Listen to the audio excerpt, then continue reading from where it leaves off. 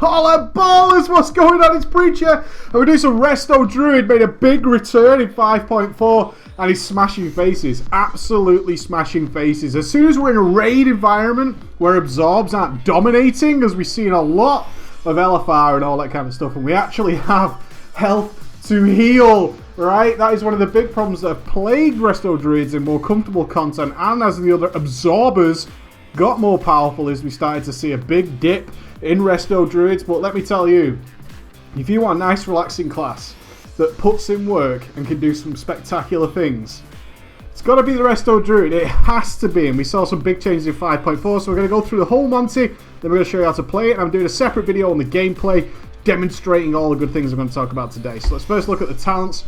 Level 15 movement speed, really important actually as a healer. You wouldn't think so, especially with one that can cast a hell of a lot on the move. You can see we can cast Life Blooms, Wild Growth, and we can do our little shimmy. Gotta take the Glyph, man. I remember when this first this tree farm came into the game, I thought, that sucks. Now I can't bear to play my Druid without it. You gotta take either Feline Swiftness for just a flat movement speed. It's what I prefer. I love the flat movement speed. Or you're gonna take Wild Charge. You are going to take the Wild Charge, and that's just giving you that leap to get into position again. I just love having really fast, really powerful movement speed all the time. Some things can't be predicted, especially in Siege of Orgrimmar. There's so much going on, man. You just can't predict it all the time to get a good Wild Charge off and then be sort of drooling around and doing stuff. But bear in mind, you do have that combo of being able to cast and move, which no doubt is super powerful. Level 30, you're essentially going to take your Sarah's Glyph, Sarah's gift, not a glyph. Every 5 seconds it just heals you. It's doing it all the time. It's putting in work in the background. You don't have to think about it. It's not another key binding, all that kind of stuff. Snaring Ward is fucking garbage. Forget about it. Your other choice is Renewal, should you need that 2-minute heal me really fast. But as a healer, not so much, not so much. If you are in trouble as a healer, it's either AoE damage, in which case you'll be being spam healed by you and your camaraderies anyway, or you fucked up and you have aggro and your tanks fall and you're probably not going to survive anyway. That's my thinking on it. That's my thinking on it. So I like the Sarah's Gift. I like just the constant topping up while I'm focusing on other people. So a lot of people, like myself, you like to be healing others. I don't know why we have this mentality. We don't really like, especially experienced healers tend to heal everybody else except themselves and sort of sacrifice themselves heroically. Level 45, doesn't fucking matter. Pick what you want. Typhoon usually, because it's hell of a lot of fun. Who doesn't like knocking people off? Our first big choice generally comes at level 60. We're either going to, by the way, Force of Nature sucks, don't bother. Incarnation or Soul of the Forest. Right. Incarnation, on demand, whenever we want it, does massive healing, turns you into an obnoxious looking fucking giant Lord of the Rings tree.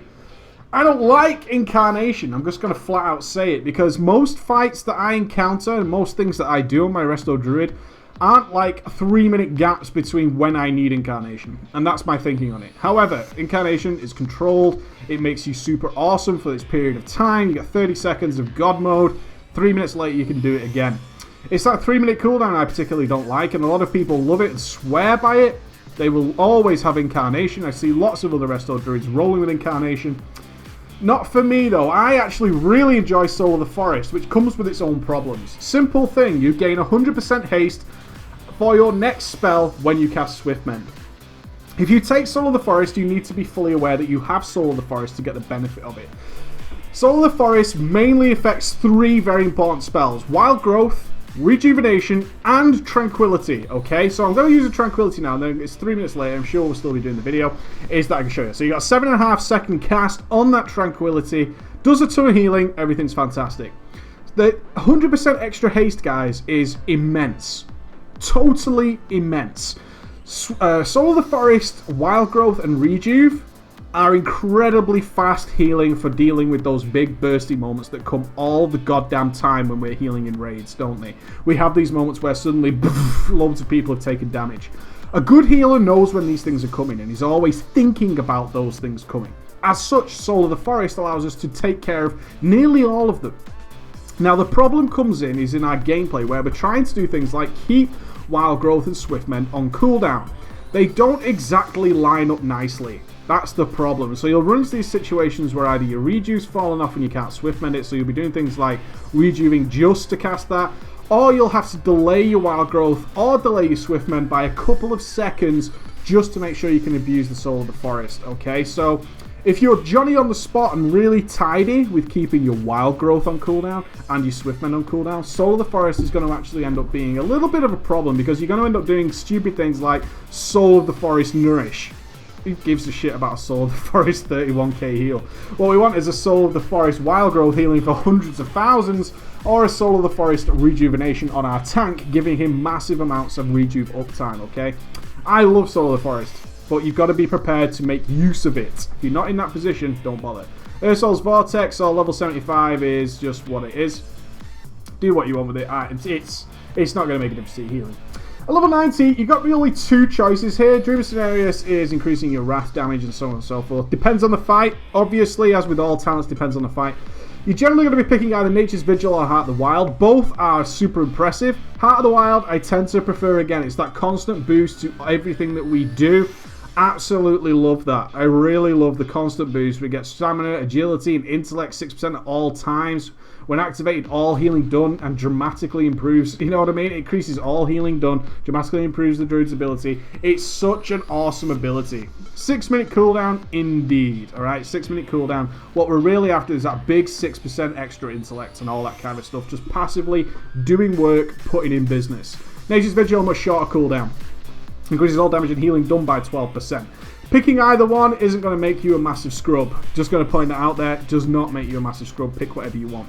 Now, glyphs. I love this. They're actually really, really good glyphs. And again, it depends on the content you are doing, guys. It really does depend on the content that you are doing.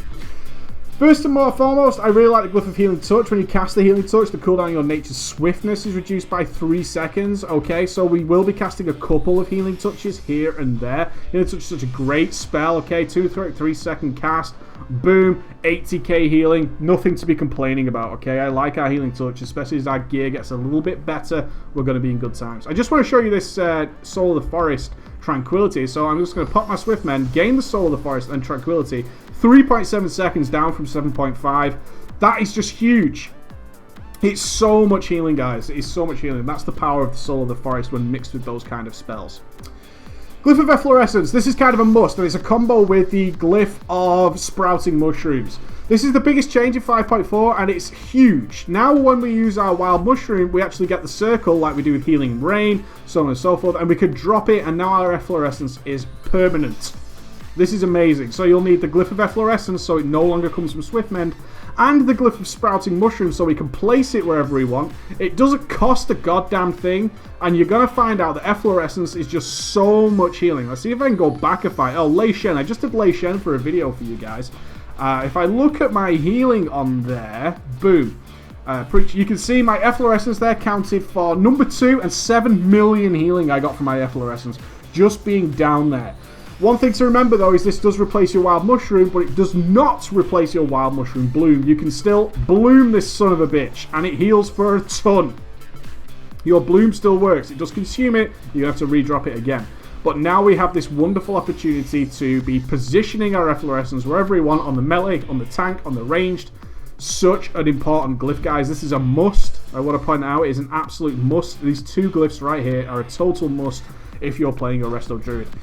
Your third slot generally is a choice. If you're doing a lot of 25-man raiding, it's hard to argue with the Glyph of Wild Growth. Even in 10-man, it has its uses. Wild Growth can affect one additional target. Its cooldown is increased by 2 seconds. That extra Wild Growth ticking is immense with a lot of raid healing, okay? It counts really quickly. Don't you even worry about that. The other glyph, I just want to make sure I get this right. Boom, boom, boom. It is the Rejuve. I think it's the Glyph of Nourish, if I'm not mistaken. I could be wrong. Oh, there it is. Glyph of Rejuvenation. When you have Rejuve active on 3 or more targets, the cast time of your Nourish spell is reduced by 30%. This allows you to do some crazy, crazy fast spot healing. Okay?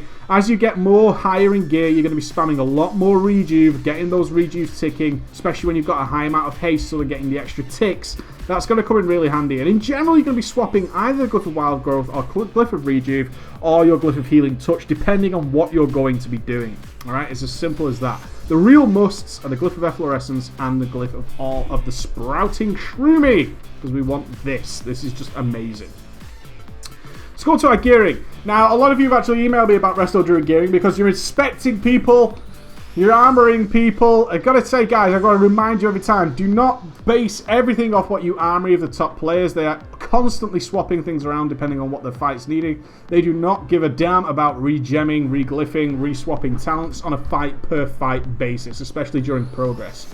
I will point out I'm wearing balance gear, because why not? For the content I heal, which is a lot of LFRs, a couple of flexi raids, that kind of stuff, is I just do not need a full set of resto gear, and I can do perfectly fine with that.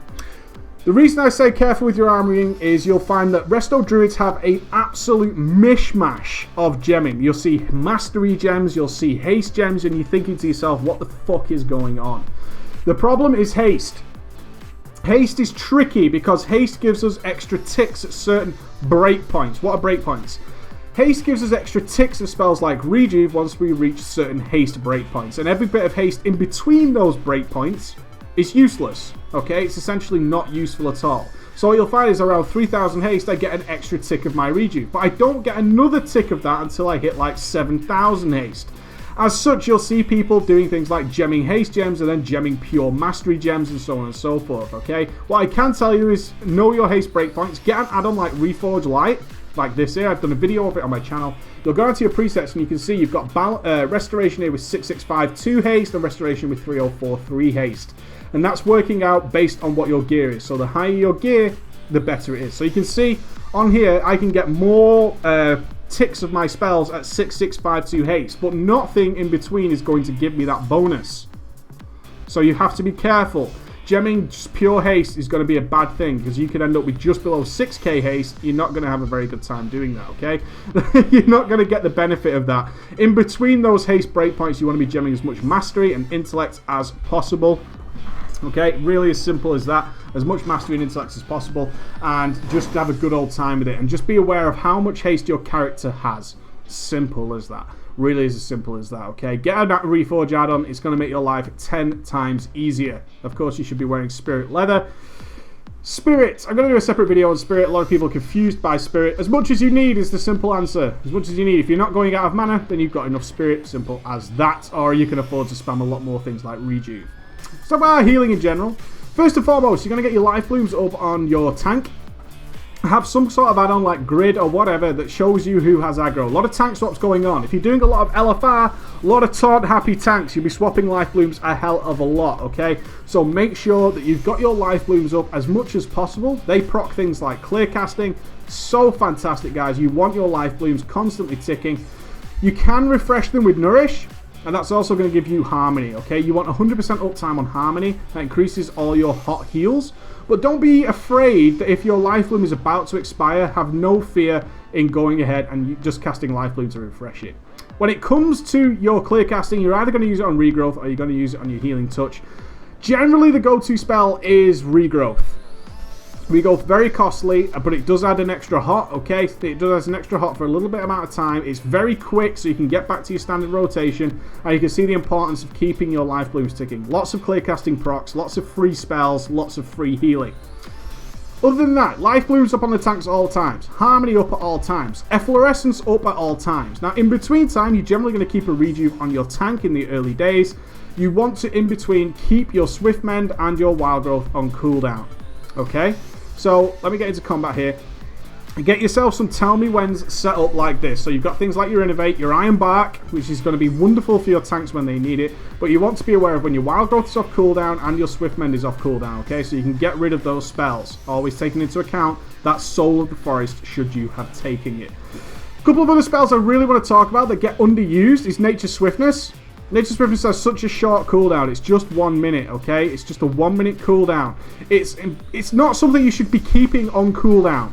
Use it choicely. No point in throwing 100 odd K heal at somebody who doesn't need healing. And then 2 seconds later, there is somebody who needs healing and you just haven't got Nature Swiftness ready.